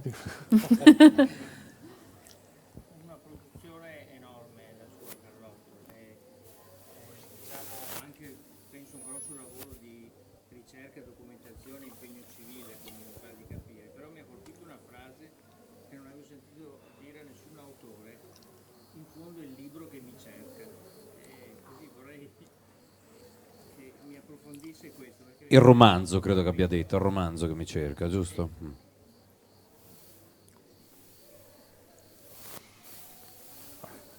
Devo fare un'altra piccola... Abbiate pazienza. C'è una sedia. Anche Ma per le 2 finiamo, no, scherzo. Allora, un altro tipo di fenomeno legato alla letteratura. Questo tipo di letteratura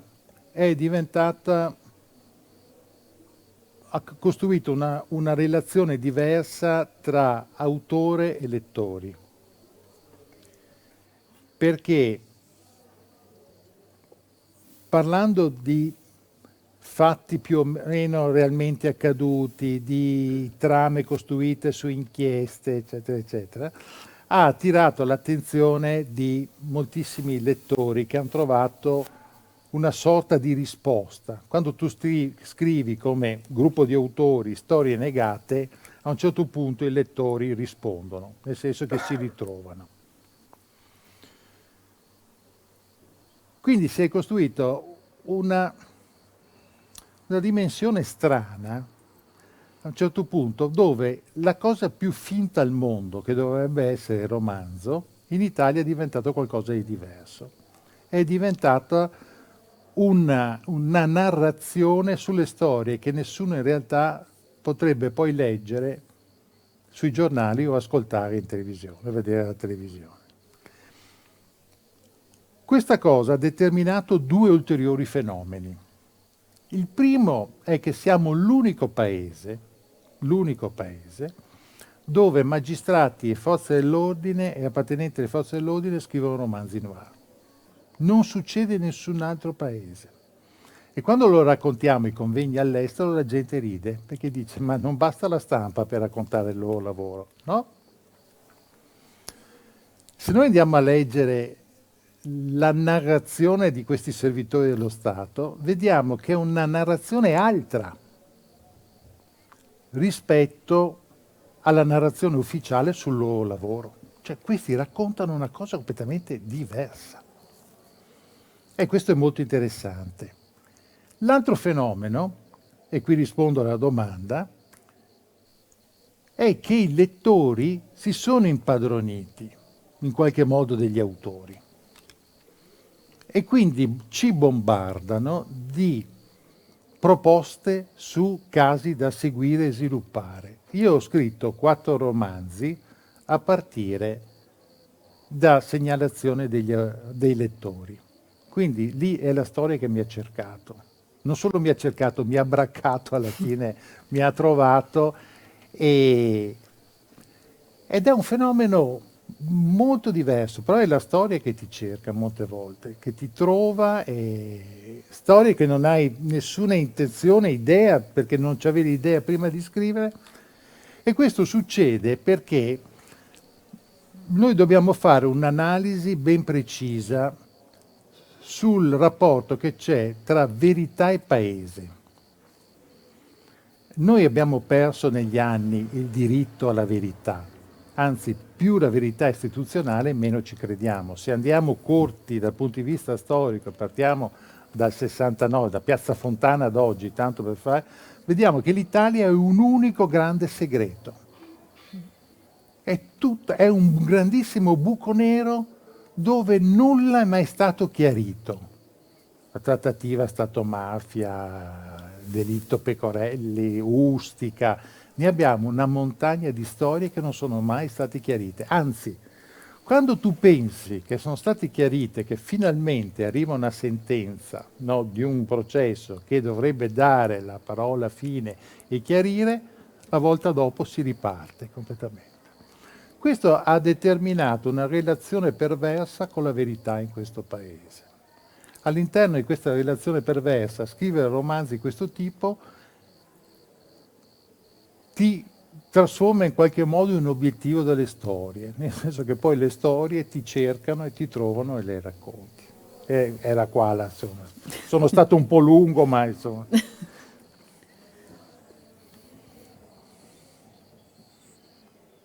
Vogliamo dire grazie a Massimo Carlotto?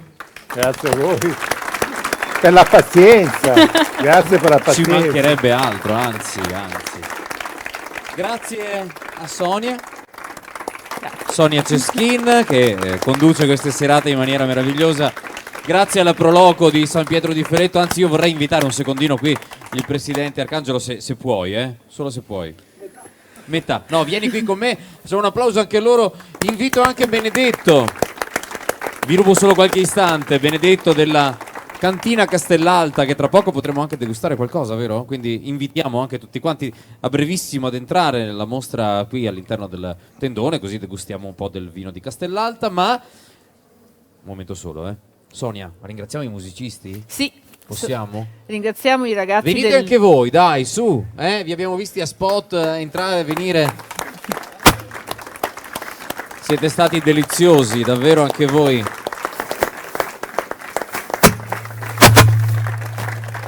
Ringraziamo i ragazzi del Liceo Marconi che ci hanno aiutato a realizzare questa serata e che poi mentre gusterete c'è una persona il che vino, si nasconde, vorrei anche lei però, dai, l'insegnante no? Caterina, insomma, dai.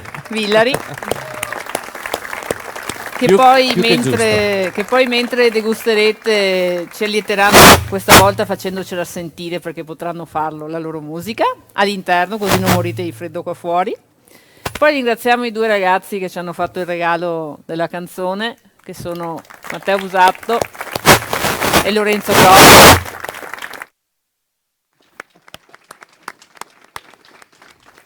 Bravi anche voi ragazzi, complimenti. Ringraziamo Cristian ed Elena che si sono prestati a leggere Castello Errante. E anche Mario, non so se c'è ancora. La compagnia. C'è ancora anche Mario, molto La bene, nostra molto compagnia. Castello Errante, entrambi fanno parte della compagnia teatrale Castello Errante. Abbiamo 3 compagnie più un gruppo di lettura che ci stanno aiutando in queste serate a farvi vivere i libri. Vieni Mario, vieni anche il tu, nostro dai. Mario Vallotta, che lui è proprietà nostra, Proprietà vostra, l'avete conosciuto già prima ex prof di matematica, della serata che dell'evento. prima mentre leggeva, lui è un ex prof di matematica. Ex prof di matematica, ricordato da qualcuno, anche ho sentito delle voci in giro, ma benissimo, ne parlano benissimo, non ti preoccupare. Ok, siamo arrivati in chiusura, posso dare un attimo la parola al Presidente e a Benedetto, così poi entriamo tutti quanti. Chi abbiamo?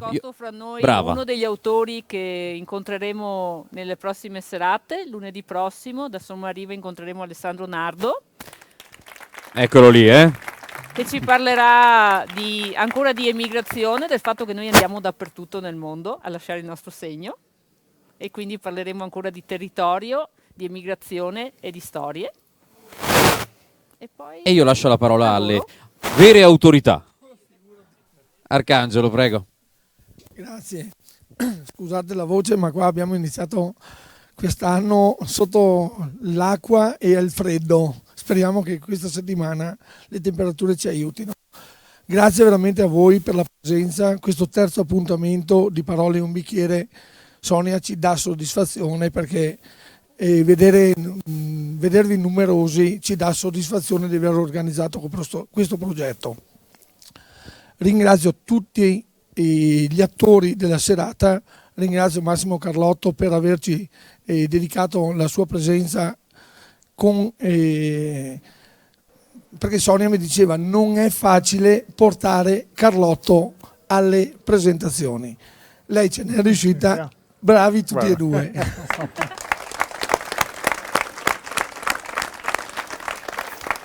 Chiudiamo con un brindisi, perché noi questo appuntamento di Parole in un bicchiere, che in questa serata è stato fatto qua in sede, vuole essere proprio itinerante, però durante tutta la manifestazione vuole essere itinerante nel territorio, e in ogni serata abbiniamo una cantina, un ristorante, comunque un'attività locale.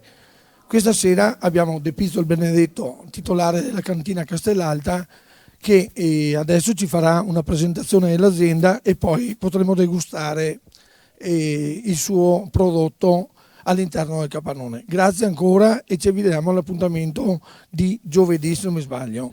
Ci troviamo presso il Colle con Michele Benetello, è uno scrittore di Treviso che ha fatto il suo esordio pochi mesi fa con un libro che merita veramente, Maida Vale, che è partito alla grande e che vi consiglio spassionatamente di venire ad ascoltare perché merita. Anche lì avremo buona musica, bravi attori e un autore particolare.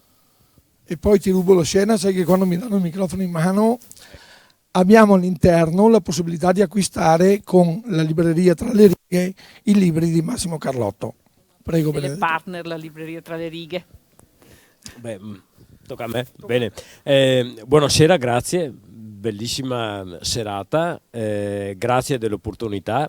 Beh, noi siamo una piccola realtà del territorio, siamo a carattere familiare, produciamo le nostre uve, le trasformiamo e facciamo solo vini di OCG, non facciamo altre tipologie, facciamo il Prosecco superiore di Conegliano Valdobbiadene nelle tipologie extra dry e brut ed extra brut.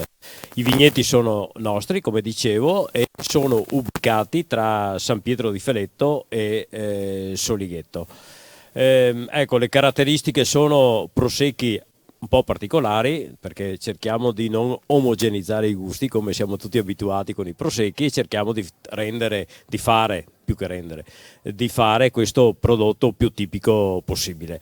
Ecco, le tipologie, come vi dicevo, sono un extra dry, allora abbastanza amabile, con un residuo zuccherino grammi litro di 13,3 grammi litro, brut invece è attorno all'8,15. Invece l'extra brut è zero zuccheri, ha quella parte infermenticibile che comunque non è necessario aggiungere questi zuccheri. Ecco, questo in estrema sintesi quello che siamo noi e niente, vi vi accompagno dentro per questa degustazione. Grazie di tutto. Grazie Benedetto. Un'ultima parola possiamo? Un'ultima parola dall'amministrazione comunale. Io vorrei Giorgio Comuzzi qui insieme a noi, un saluto, giusto un saluto, non rubiamo tempo a nessuno. No, si sente? Sì. Una considerazione. Pochi giorni fa è morto Ciriaco De Mita, che non tutti forse conoscono, i più giovani almeno forse avranno difficoltà a conoscere. E io sono andato a vedere un po' nel Corriere della Sera alcune fotografie della sua vita. È stato un politico importante e lui si è relazionato con veramente tanti. Io ho visto fotografie di Zaccagnini, di Forlani, Andreotti, cioè i vecchi DC di una volta, e poi i papi, capi di Stato esteri. E lui ha vissuto la sua, diciamo, esperienza politica negli anni 70-80 fondamentalmente. Beh, ho fatto una considerazione. Io in quegli anni lì li ho vissuti, c'ero, mi ricordo benissimo di quelle persone, non sono stati influenti nella mia vita come persone, però io ho vissuto quei periodi, ho vissuto l'ambiente che c'era, l'ideologia, eccetera. Adesso mi sembra che sia passata un'infinità di tempo, immersi come siamo nelle attività quotidiane, e invece indubbiamente hanno coinvolto anche il mio essere, il mio modo di pensare. Questo significa che qualsiasi cosa noi viviamo e abbiamo vissuto ci ha formato, ci rende le persone che siamo ora in questo momento.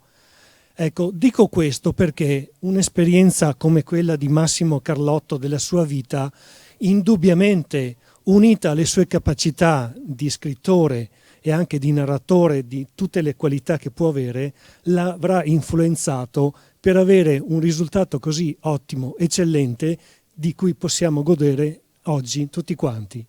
Grazie a Massimo, che se lo merita proprio. Bene, grazie di nuovo a tutti, un ringraziamento veloce anche agli ex lettori e attori che abbiamo visto nelle scorse serate, ne ho visti alcuni qui presenti anche stasera, quindi grazie di essere stati con noi. Ciao Enrico Nadai, che vedo c'è anche lui lì in mezzo. Ciao. Andiamo all'interno, quindi l'appuntamento, comunque se volete, grazie a me, io faccio, ormai faccio parte dell'arredamento un po' come tanti altri, no, figurati, è un piacere essere qui. Ci spostiamo all'interno, se vi fa piacere, così degustiamo un po' di vino, facciamo un bel brindisi e chiudiamo la serata in bellezza. Grazie a tutti, buonanotte.